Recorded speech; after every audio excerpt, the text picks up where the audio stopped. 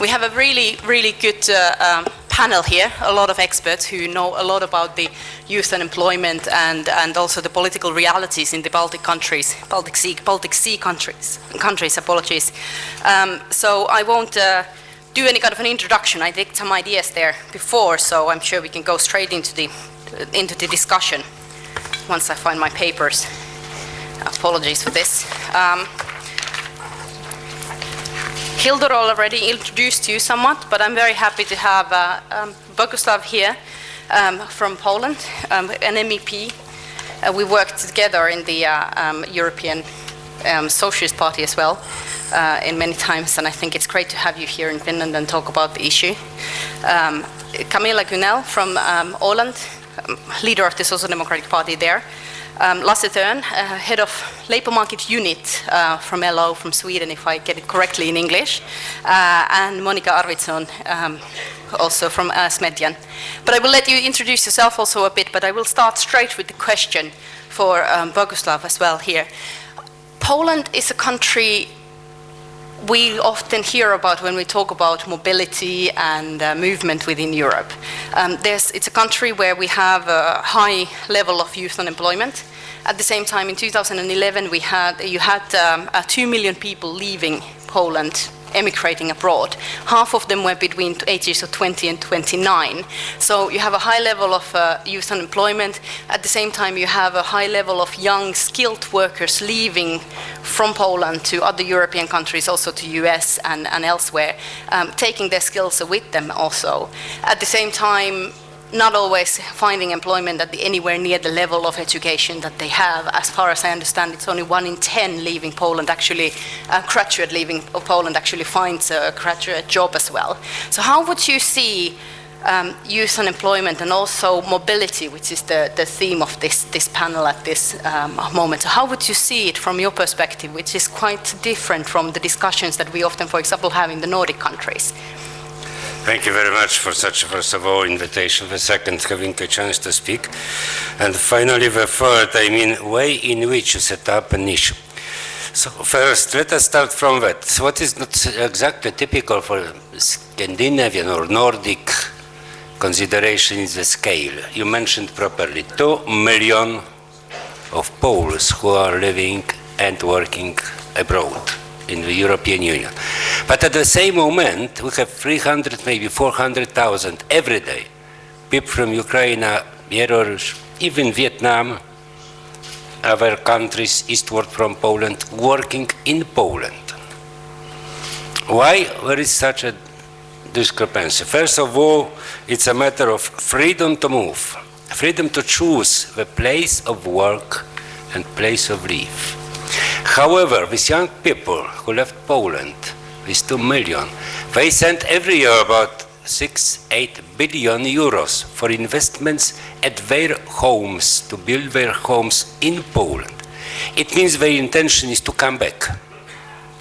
Their intention is to bring back the abilities, skills.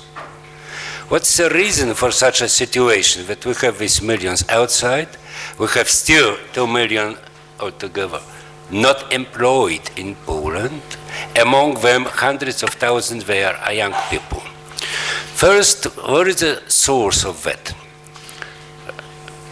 Today's people in 20s, early 30s, they were conceived and born during martial law.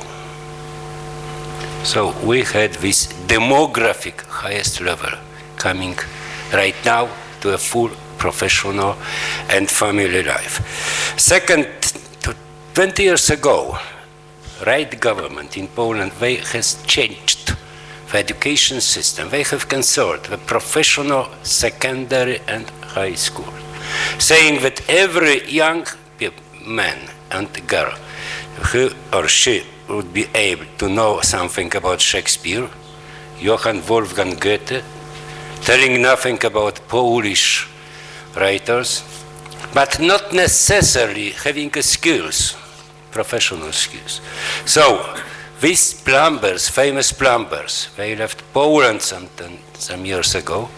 New plumbers haven't been yet trained, but instead of having new plumbers, we have new sociologists, people graduated in marketing, political sciences, but when you get wrong with your heating system, electricity, or bathroom, you have no professional to hire him immediately. So these professionals from Ukraine, Belarus, they are coming to Poland.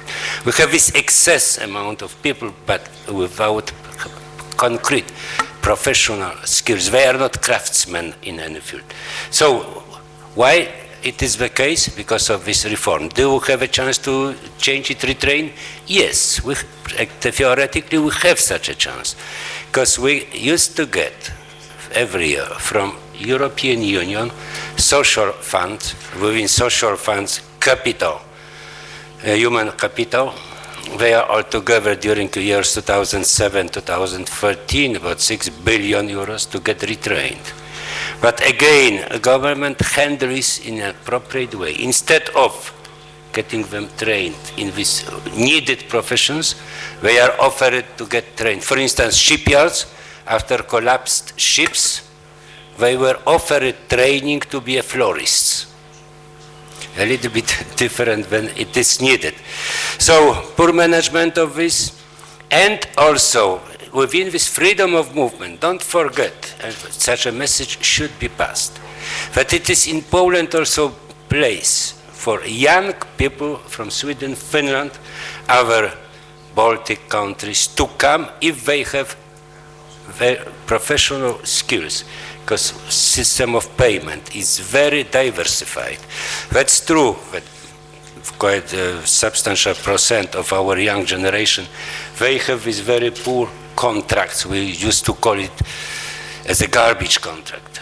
Some, not big, without social coverage. But if you have good skills, good profession, you may be well paid also in Poland. So it's a message to you. Don't hesitate. Pass the message to your young generation. Within this cycle, from east to west and around Baltic Sea, it makes sense to consider Poland. Thank you very much for that. I will take a point from there and actually pass it on for Camilla. Thank you. Because you said that for many of the people who leave Poland, the intention is to come back with the skills and the knowledge that you have gained.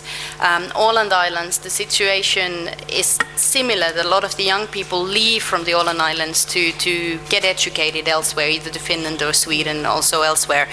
But as far as I understand, only about half of them come back.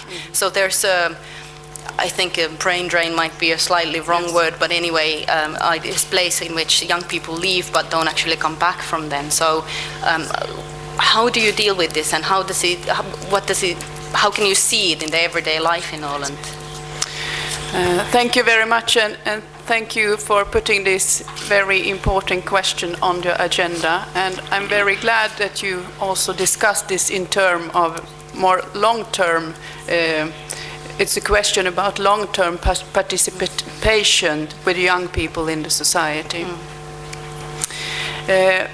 Jag pratar svenska när det gäller Ålandsfrågan, och det är precis som Kajsa säger att ungdomar söker sin utbildning förstås utanför landskapet, och det är alltid en utmaning att få dem tillbaka. Vi märker den trenden att framförallt de som åker till Sverige så stannar också i högre grad i det svenska samhället. Och den här kontakten och möjligheterna för den åländska ungdomarna att åka till Sverige, det har alltid varit en viktig ventil för vår arbetsmarknad. Att så länge vi har arbetsplatser så flyttar många till landskapet, och vi har en nettoökning av befolkningen varje år, vilket är förstås värdefullt. Men det kräver särskilda insatser för att få människor att komma tillbaka, och det betyder att man måste erbjuda andra värden i livet än de karriärsmöjligheter som kanske kan erbjudas i Stockholmsregionen eller i större samhällen. Att det vi måste erbjuda och fortsätter att erbjuda de unga en fortsatt god skola, barnomsorg, ett naturnära liv och förstås ett mer flexibelt arbetsliv som bygger på att man kan kombinera jobb, karriär och familj. Och att man är konkurrenskraftig på det sättet för att få unga att flytta tillbaka hem igen.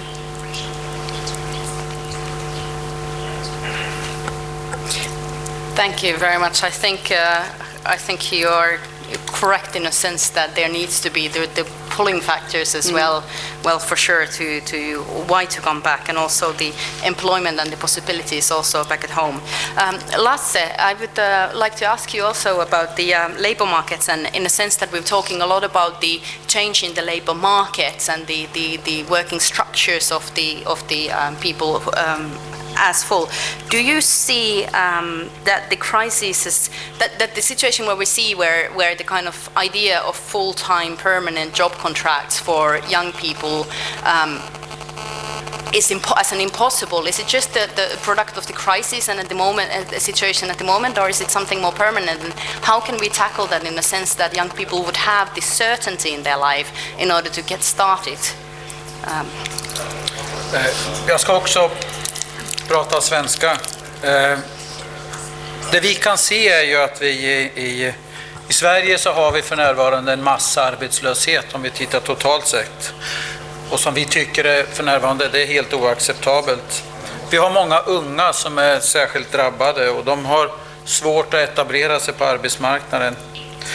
Vi har en hög arbetslöshet som också gör att vi får ökade klyftor idag i svenska samhället. Det vi kan se som gör att det inte bara har att göra med konjunkturen, det är att vi kan se också att den borgerliga regeringens politik som förs idag är kontraproduktiv. Och det vi behöver i Sverige är att vi behöver få tillbaka en framtidstro. Jag ska inte gå igenom, det finns en massa siffror om arbetslösheten, men vi kan se att samhället drar isär idag och de som blir lidande av det här, det är ungdomar. Och till en del så beror ju det här naturligtvis på den konjunkturen. Men till stor del så har det också att göra med vilken politisk viljeinriktning man har i samhället.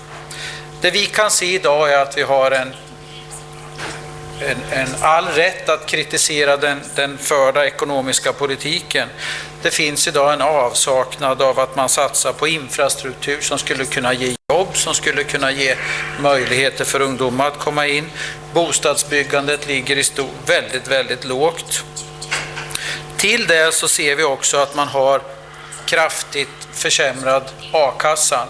Både möjligheten att komma in och när man är inne så har man väldigt låg ersättning. Jag ska återkomma till det. Man har försämrat anställningsskyddet.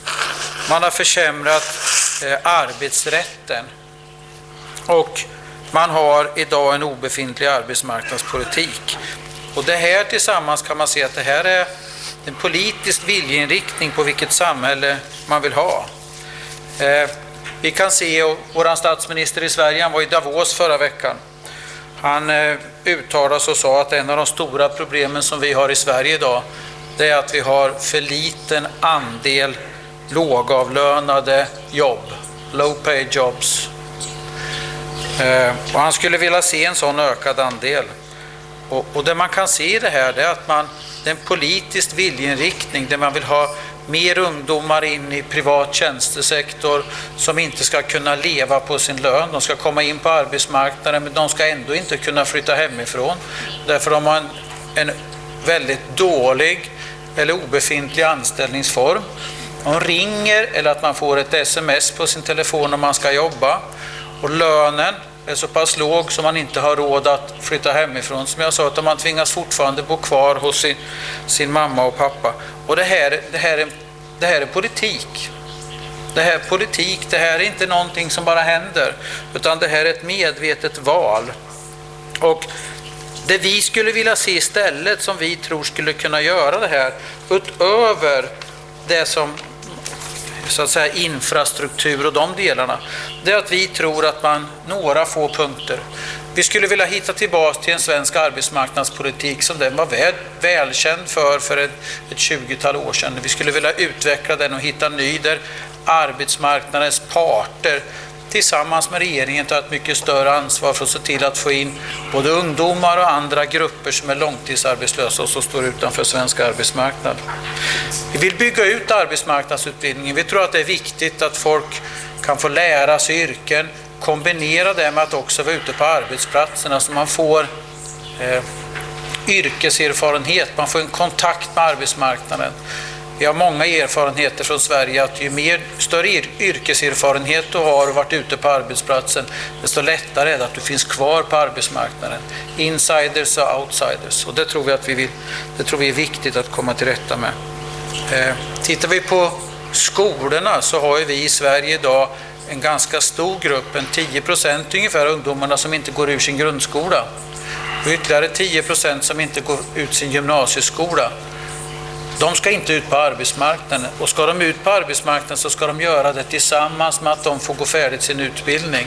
Så att de har grunden för att sedan kunna fortsätta och växa under hela sitt resterande liv, de här ungdomarna.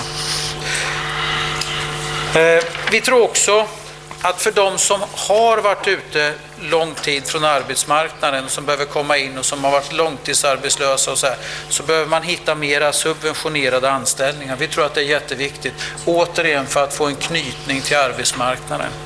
Och det sjätte som vi ser som ett stort problem i Sverige, det är den a-kassa, arbetslöshetsförsäkring som vi ser idag.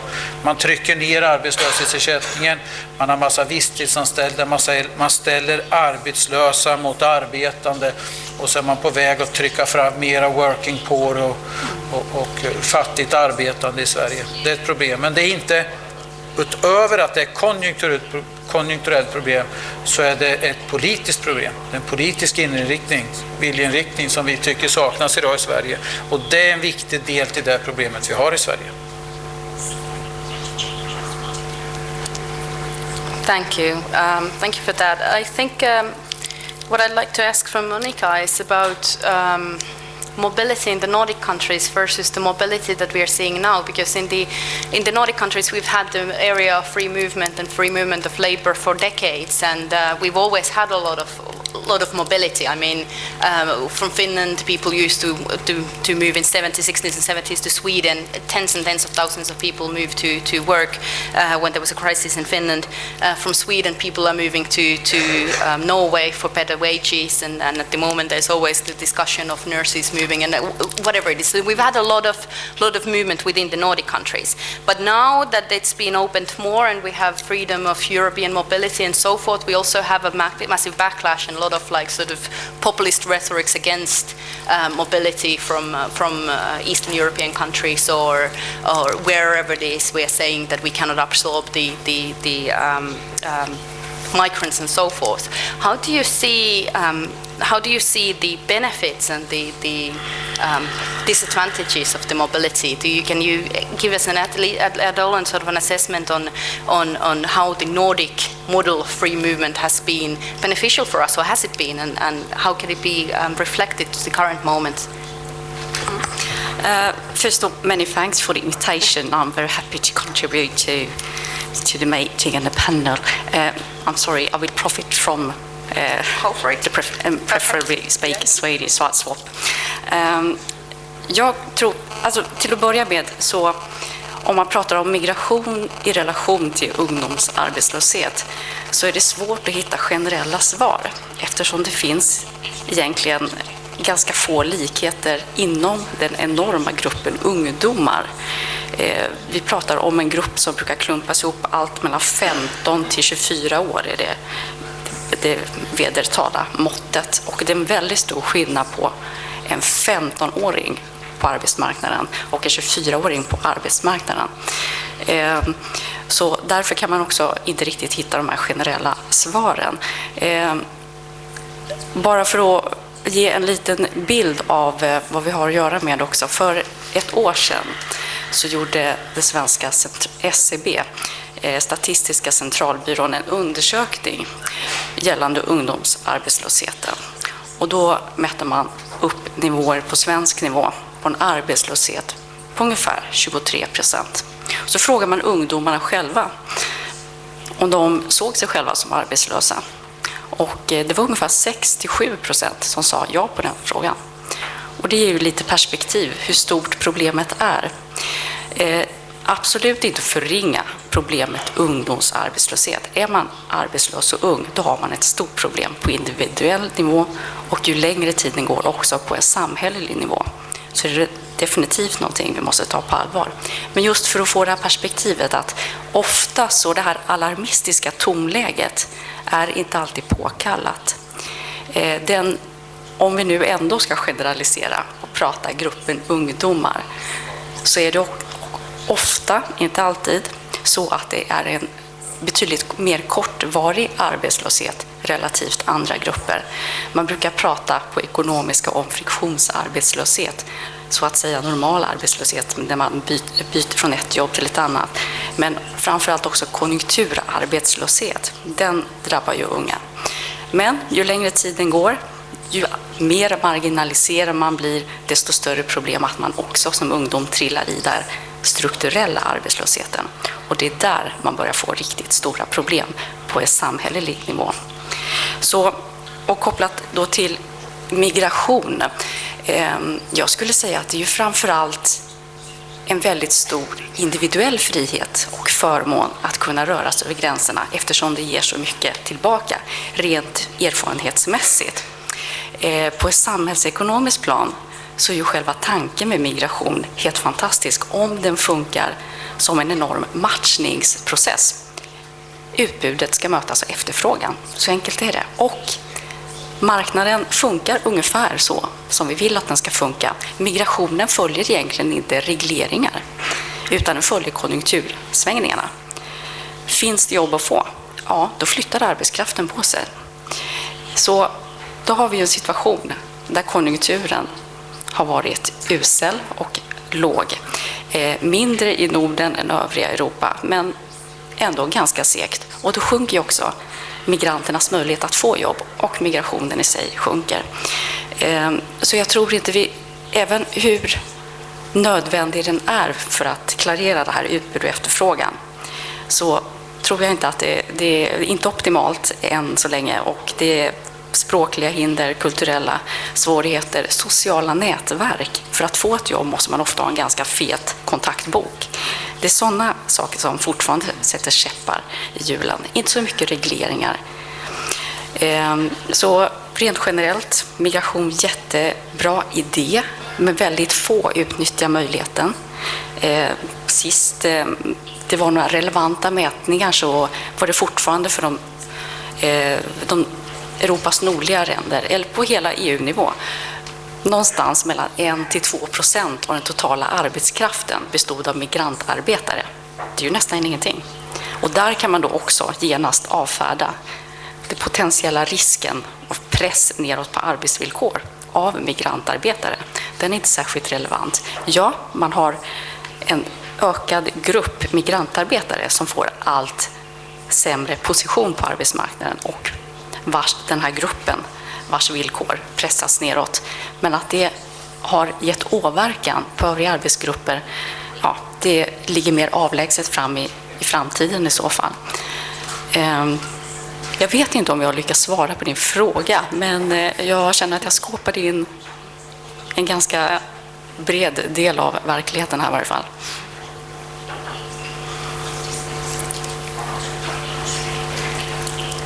Thank you very much. I think you gave a very good answer in a sense that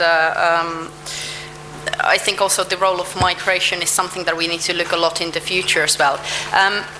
When we talk about, I'll come back to something that Lasse said, which was that you want to find a way back to these Swedish labour market policies that were famous 20 years ago. The situation was famous, but unfortunately the trend in Europe is not quite that direction, and you know, although we very much want it and we very much talk about that, but when we talk about it amongst this kind of groups, we are talking about social democrats, socialists sitting together and looking at the ideal world where we would like to go, but the reality in Europe in the governments is not quite the same. So I'd like to take a very extreme example of another direction and ask you how you feel about that and what that tells about the reality at the moment, and that is of UK, in which youth unemployment is extremely high. We have 1.5 million young people unemployed in UK alone. And what the government has done is that first thing the Conservative government got into power was that they cut the jobs guarantee, which is something very similar to the youth guarantee. They guaranteed every young person a place in training or education in 1 year after the unemployment. They got that first thing as part of the first policies. And what they're doing now is that they're cutting. Well, they're using stick rather than a carrot to get young people involved in the labor market. So they're cutting the right to housing benefit for young people under 30. They're cutting the unemployment benefits for young people under 25, so that they would be forced to take on any employment and forced to move back to their parents, and sort of loss of autonomy and independence of the young people, just in order to force them for the labor market, because the government Conservative government, Tory government, is justifying these measures in a way that they're saying that they don't believe that young people, that there is jobs available, young people are just not willing to take them, and they believe that there needs to be harsher measures and everyone needs to carry their share. And this, to lesser effect, has been the tendency also in other European countries. I mean, we are talking about in Germany, the social benefits have been at least discussed in some level of being decreased for younger people. Same in Spain, in Portugal, that younger people would be entitled for less of a benefit just because they're young. So the direction for the security in the labor market is completely opposite from what you said that you'd like to see. So I'd like to ask all of you, whoever wants to go first, to sort of what kind of reality is it? Are we when we are talking amongst ourselves, are we talking in a bubble which cannot be realized, or is there a way of finding the way back to that direction? May I start? Yes, of course. You mentioned about the government in UK. Let us not forget about what was said by Sigmar Gabriel 10 or 20 minutes ago.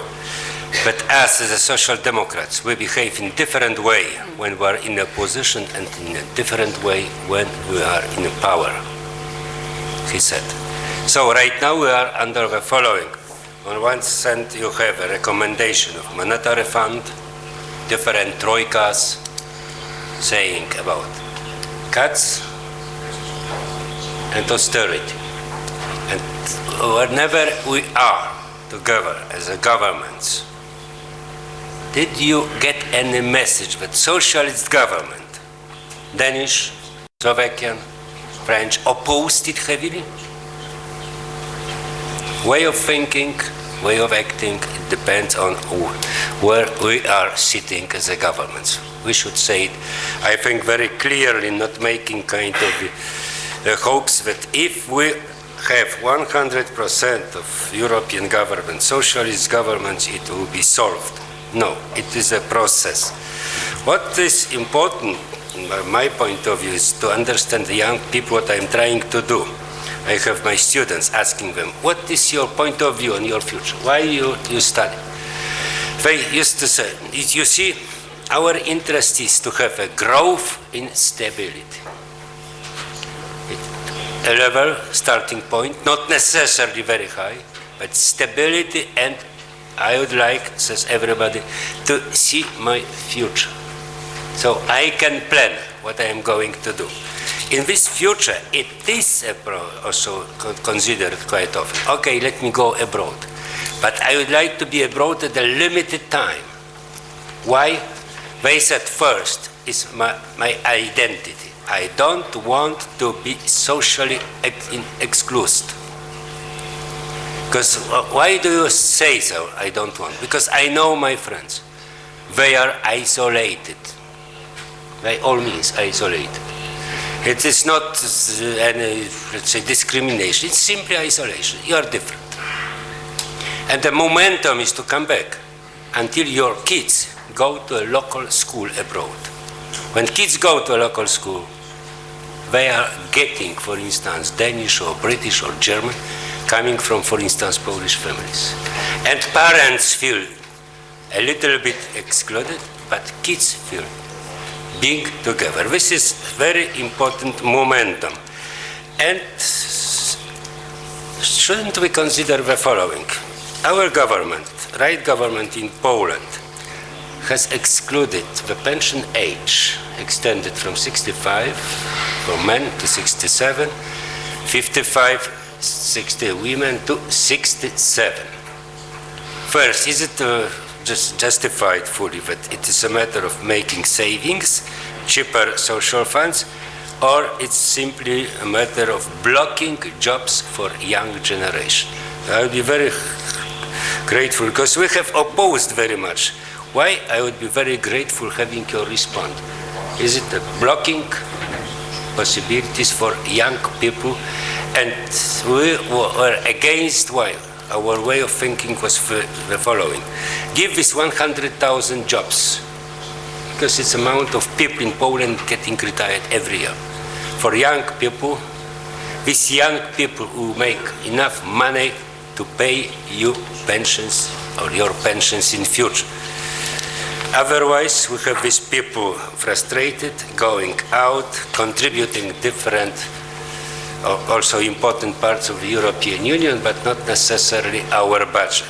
And I was listening very much to respond to the possibilities of having young people, skilled professionals from Nordic countries, for instance, coming to Poland to find a professional career, but it was not response so far.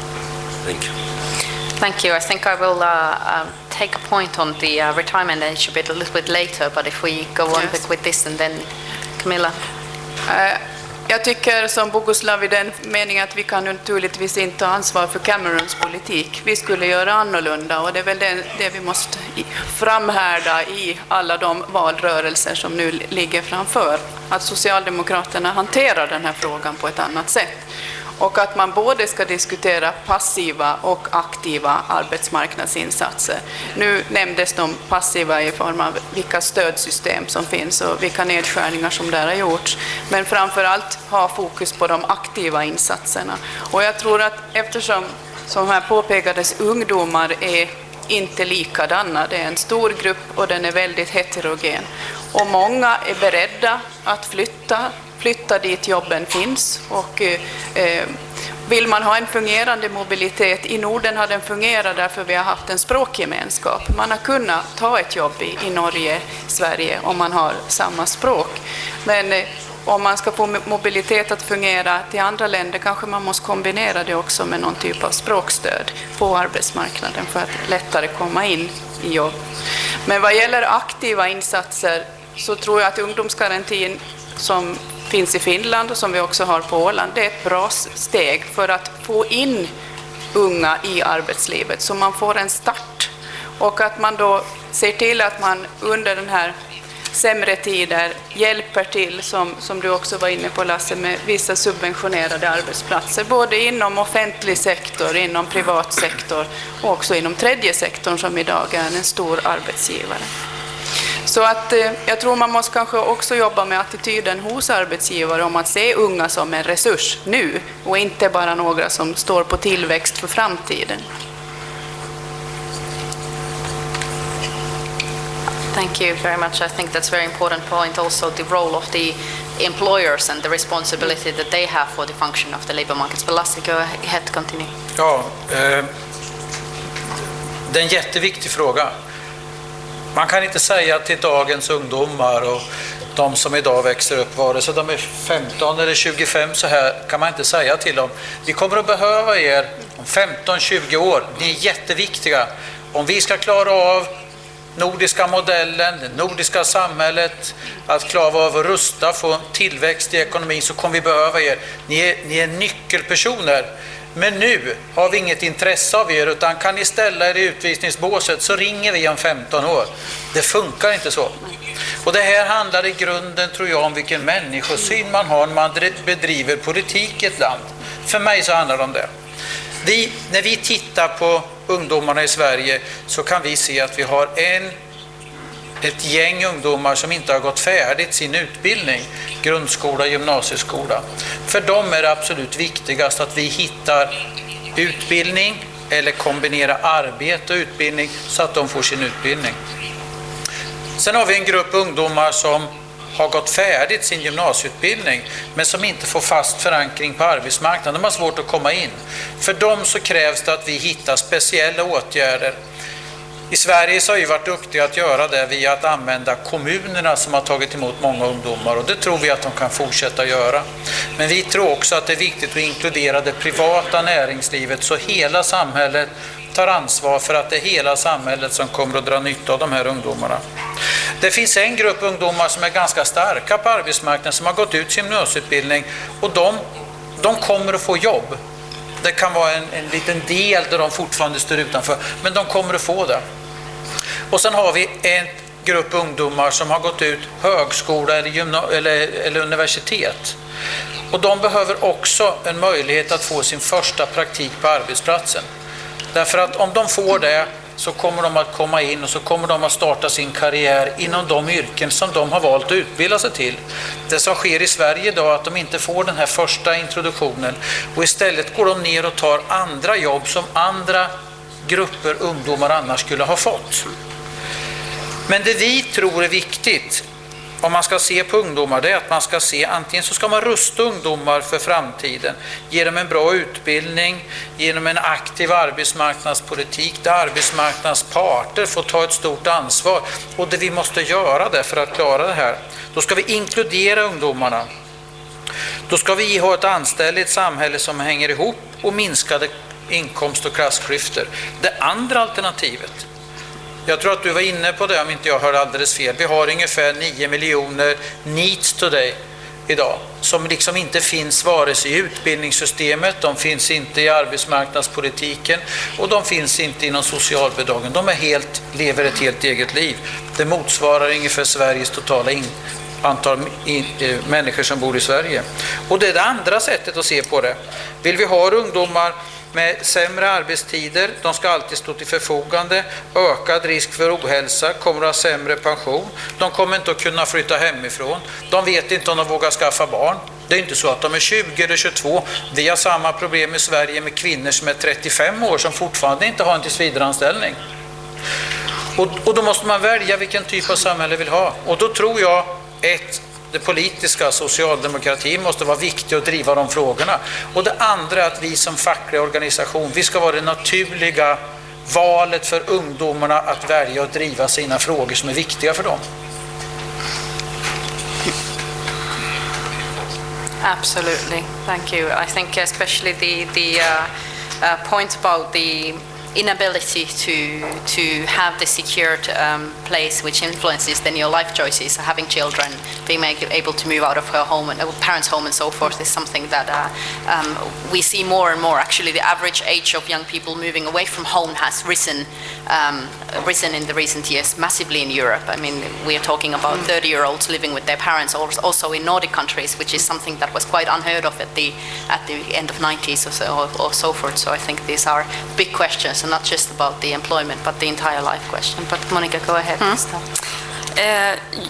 Det första man kanske ska säga, det är ju naturligtvis så att enklare jobb behövs också som någon form av smörjmedel eller möjlighet för de som inte har erfarenhet för att få in en fot helt enkelt. Men då handlar det snarast om extra jobb och dessutom en utveckling som måste drivas av den allmänna efterfrågan på servicetjänster, inte av staten.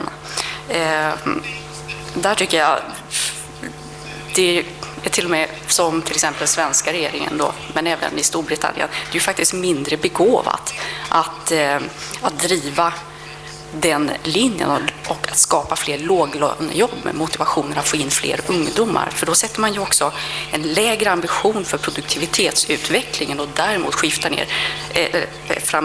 ner den potentiella tillväxten.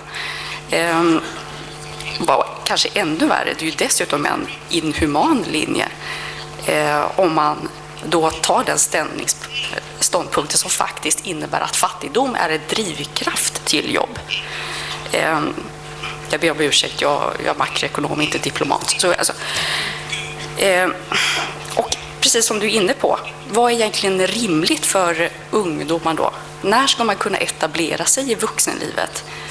Personligen så har jag vissa svårigheter att tänka mig själv att som 30-åring bo med mamma och pappa, de är jättesnälla, men ja, man vill ju börja leva det riktiga livet någon gång och då tror jag inte man då vill vänta allt för länge på det. Så där måste ju faktiskt samhället bedriva också, inte bara en mer tillväxtorienterad politik utan också en mer human politik.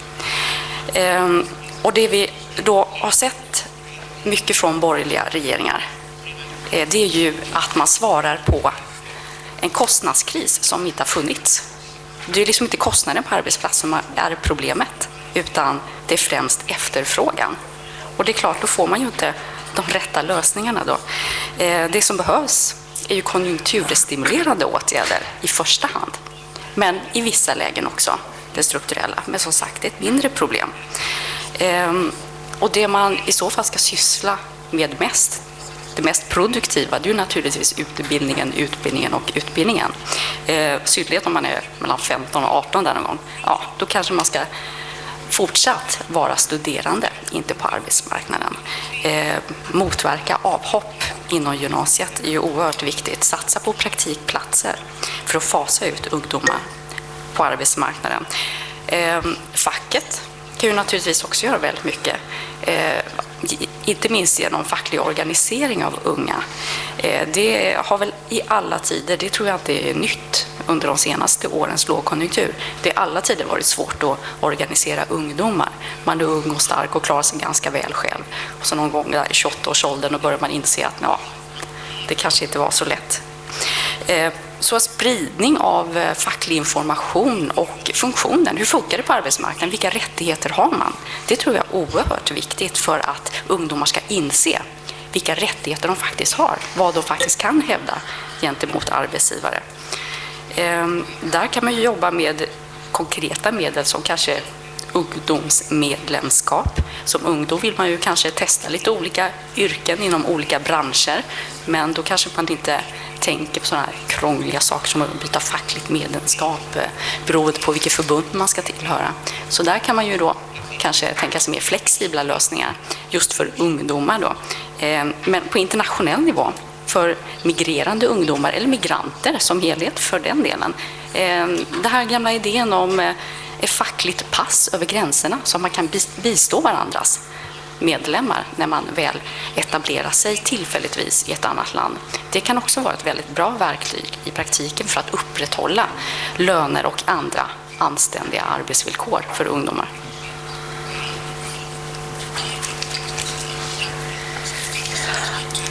I think the idea of trade union passport is something absolutely amazing. I think this is a point for the later panel tonight, this afternoon as well, to discuss the trade unions. But I think I have to say that I meet so many young people as well who have the temporary part-time fixed-term contracts who change.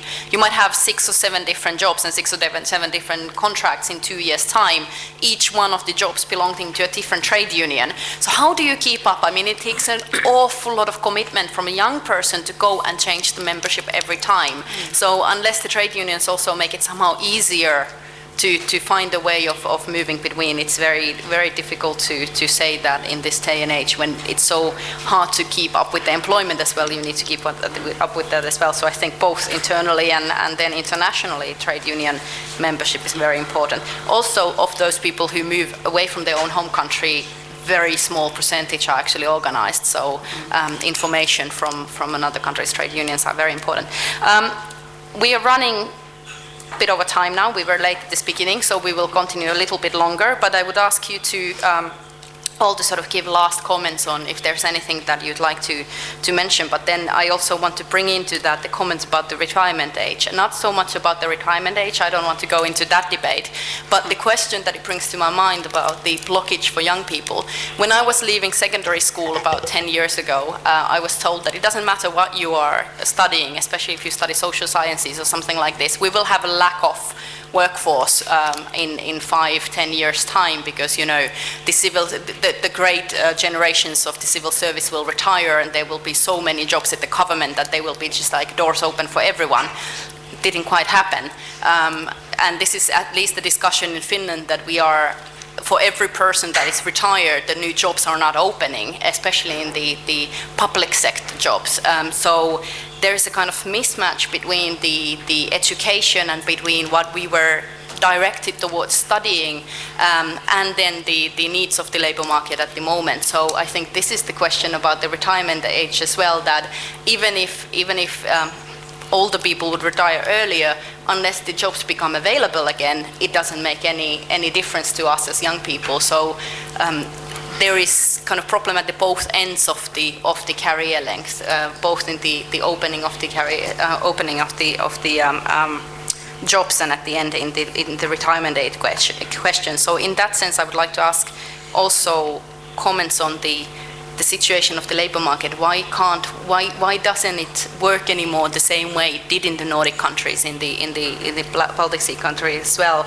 That before we used to have a large civil service which sort of absorbed a lot of the young educated people, and that doesn't seem to be quite the situation anymore.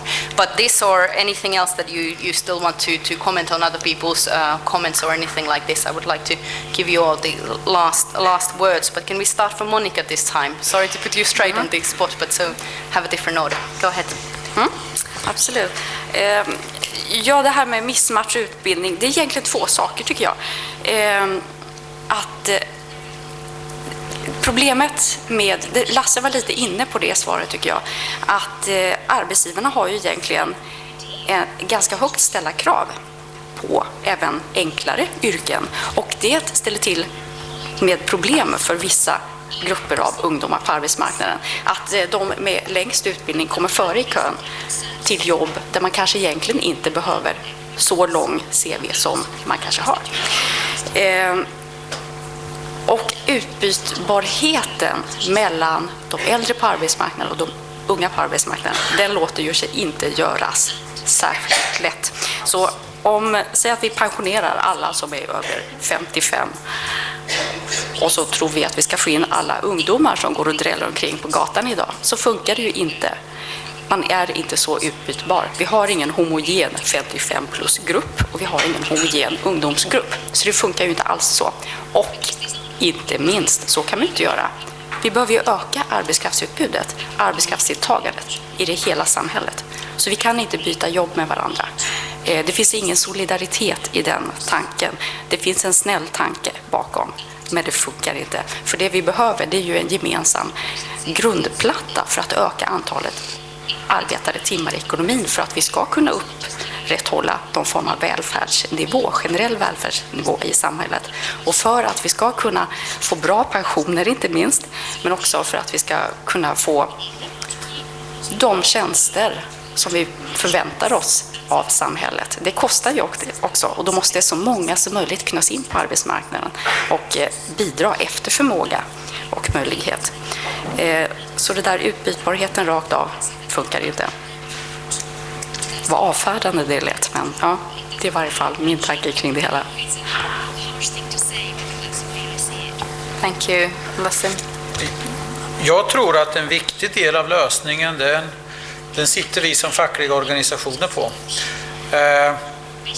När jag återigen får återkomma till slutet av 80-talet, början av 90-talet, så var det väldigt vanligt att arbetsgivare, den fackliga organisationen och arbetsförmedlingen träffades i trepartssamverkan. Där vi hade arbetskraften, där det var naturligt för ungdomarna att gå med. Om inte annat hade mamma och pappa sagt åt dem. Så de var medlemmar i facket. Arbetsgivaren hade behov av arbetskraft, eller både på kort och lite längre sikt. Och arbetsförmedlingen satt med tillgång till pengar, medel att kunna utbilda folk. Och det som hände väldigt vanligt då, det var att man kunde titta både på kort sikt, vad var det arbetsgivaren behövde för arbetskraft. Och då kunde man tillmötesgå både behoven på kort sikt, men man kunde också föra resonemang om vad behöver vi på lite längre sikt. Jo, på lite längre sikt så behöver det den här och den här utbildningen, kanske en maskinförarutbildning, mer snickare, även utbildningar som tog lite längre tid. Då var det inte ovanligt att vi kunde komma överens, arbetsgivare, fack och arbetsförmedling. Där arbetsförmedlingen sa så här: vi utbildar de här ungdomarna till det här yrket. Åtar ni som arbetsgivare då att anställa de här? Och då sa arbetsgivaren: får vi vara med och påverka utbildningen så det blir det vi vill ha, så det blir en bra matchning, då garanterar vi de här ungdomarna jobb. För vi behöver det. Vi behöver det på lite kort sikt och vi behöver det på lite längre sikt. Och det där var alldeles unikt och fungerade väldigt, väldigt, väldigt bra. Och jag tror man kan hämta tillbaks mycket av det här, där vi får en bättre matchning via att arbetsmarknadens parter aktivt tar ett mycket, mycket större ansvar. Idag upplever vi i alla fall i Sverige att Arbetsförmedlingen lever i sitt egen värld och de utbildar, Stefan Löfven var inne på det igår, de utbildar alldeles fel. Där man ger ungdomar hopp och tro att allihopa kan bli programledare i tv eller så här. Och så fungerar inte livet, utan då måste man föra ett resonemang och sen kan de ändå välja. Jag vill ändå välja att utbilda mig inom mediaprogram eller någonting så här också. En kort kommentar också bara på det som vi pratade om. Det här med ungdomar, med facket också. Det jag tror är viktigt om man är timanställd, låg lön, man har svårt att flytta hemifrån, då är det svårt att lägga en relativt stor lön av den lilla inkomsten man har till den fackliga organisationen. Det är också ett problem som jag tror att vi måste tänka på.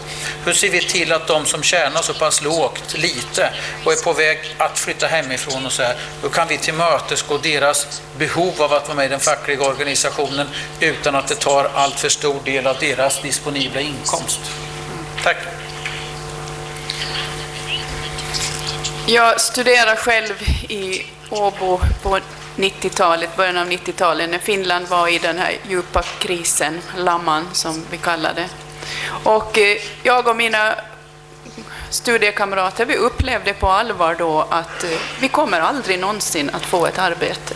Det var en sån dyster stämning i det här landet i början av 90-talet. Man såg ingen ljusning, man såg ingen framtid, utan man övervintrade genom att studera. Men tack och lov så förändras ju världen och tiderna blir bättre, och det kommer ju på sikt fler jobb, ska vi i alla fall hoppas och tro. Och jag tror det är viktigt att ungdomar åtminstone har den tron. Och jag tror att vad gäller situationen, jag kan väl förstå hur det känns att vara ung i Grekland eller Spanien. För det måste kännas ungefär på samma sätt som det kändes när man var ung i Finland i början på 90-talet. Och det blir ju en desperation i den där känslan av att ska jag bli över? Var är min plats? Och när får jag vara med och visa vad jag kan och bidra? Så att jag tror det krävs väldigt många akuta åtgärder nu för att skapa den här framtidstron. Och annars tror jag att vi har upplopp i Europa så småningom.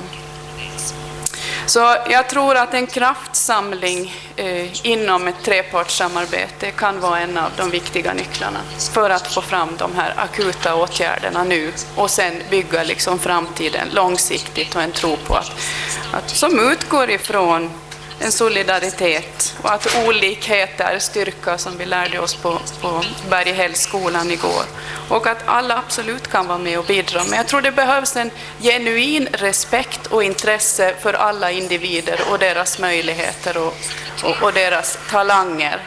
Även en genuin respekt även för människor fast de är unga. Thank you very much for that. I especially agree, which is not surprising. I think we all do. And I think it's extremely important to answer to the feeling of hopelessness, because that is something that turns the person desperate and turns the generation desperate as well. And then you can't know which direction it will go. But Gustav, still, please. I'm very happy that I sitting aside of Camilla, because Camilla was graduated at University of Turku. University of Turku was the first university in Western countries I saw personally in 70s last year, so it's kind of a warm feeling. But coming to our discussion, please don't forget that many promises were made when it was time of growth, prosperity, or we did not realize in future what does it mean. Terrible time of crisis. I think that these expectations you mentioned, Kaisa, that when you are graduated you go to take civil servants' place and so on. Don't forget, cuts and austerity, and quite often declared cheap state, cheap politics, cheap offices. It means reduction of staff, cuts of staff, and so on. What is from our point of view, I think, important as social democrats, what is in Poland quite visible. There are people after 50s, they feel jeopardized. They may lose their job. And they are not attractive for employers because they are more than 50. their wages expectations are quite high, and they could be replaced by young people being able to work at a much lower price. So let us avoid, as a politicians, to develop such a conflict. Why? Because these people in 50s and plus, they were young when SPD was ruling Schröder in Germany. In Sweden, you had social democratic government. In Poland, SLD, my party, was ruling. So they have warm feelings about us. It could be our electorate to higher extent than it was during last election. But also young generation, if we are able to speak on behalf of you, our kids, we may expect that you will be viewing us as your political party. So anyhow, young people cannot be left alone. Every solution is better than doing nothing. Right now is doing nothing. We have this PS guarantees concept. We should go through all member states. We should go through all social democratic parties and to try to implement as much as possible. Whatever is done is much more than doing nothing. And please don't, or let us protest if some says from governments that we don't want to subsidize young people. It's not a matter of subsidies, it's not a matter of expenditures, it's a matter of investments. It is the best investment we can make in people. Can take a look how many countries they are doing extremely well, having no natural resources. How many countries they are in poverty, having rich resources of oil, gas, whatever else, even gold. Take such a look around. So don't us, and let us also be very cautious on such an areas where poverty goes from parents to children, grandchildren, and when it is quite visible. There are such an examples in Poland, that in some regions people have changed the lifestyle. Children grew up in an atmosphere. What is the source for life?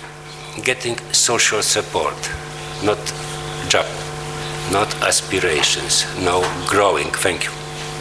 Thank you, Boguslav, very much, and thank you for all the panelists. I think it's been really, really good discussion. I think I will just raise 3 key words that came to my mind from the discussion, or key concepts, and the first one is, I think, responsibilities and rights and the balance of them, not only for the workers, but also for the employers and for the state and the individual and the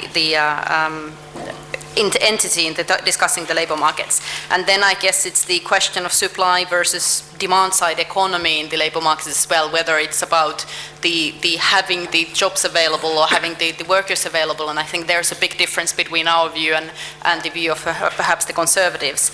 And then I think we need a lot of policies matching the needs of the heterogeneous groups that we are talking about, because it's not that we are talking about a single problem with single solutions, but these are very complex issues. So these are the issues that came out from here. Now I will give the floor to Hildur and for the further discussion, but very much thank you from my side for Boguslav, for Camilla, Monika and Lasse. I think it's been really good to have you in this discussion. Thank you very much.